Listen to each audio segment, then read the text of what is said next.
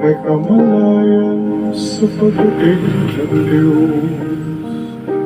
Walang sumalubong sa pagdating niya.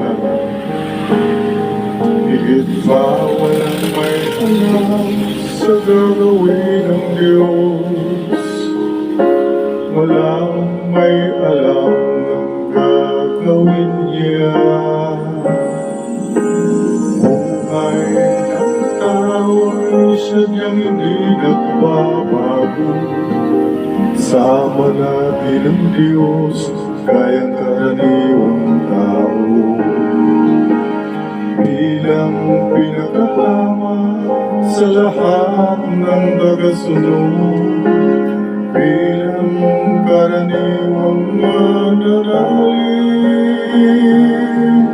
may sarili siyang hangarin at layunin. May magka-Diyos yung di taglay ng tao.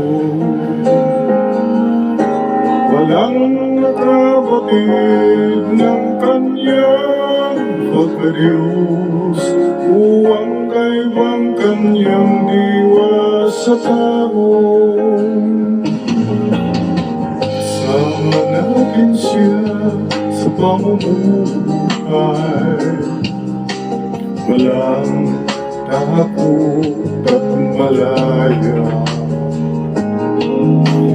Ang tingin natin sa kanya'y higit sa walang halagang mananalig. Kanyang minamasdan ang bawat kilos natin at lahat ng ating salubin. Ang lahat ng to'y lantad sa harapan niya. Ang lahat ay hayag sa harap niya. Walang may makialam sa pag-iral ng Diyos. Walang nakaisip sa tungkulin niya.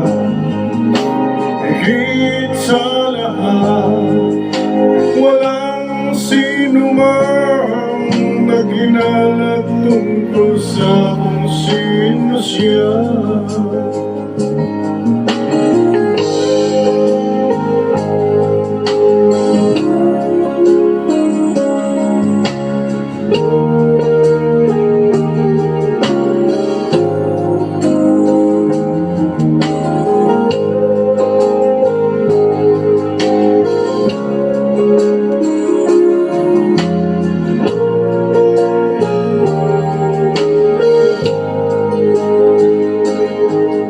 Pagpatuloy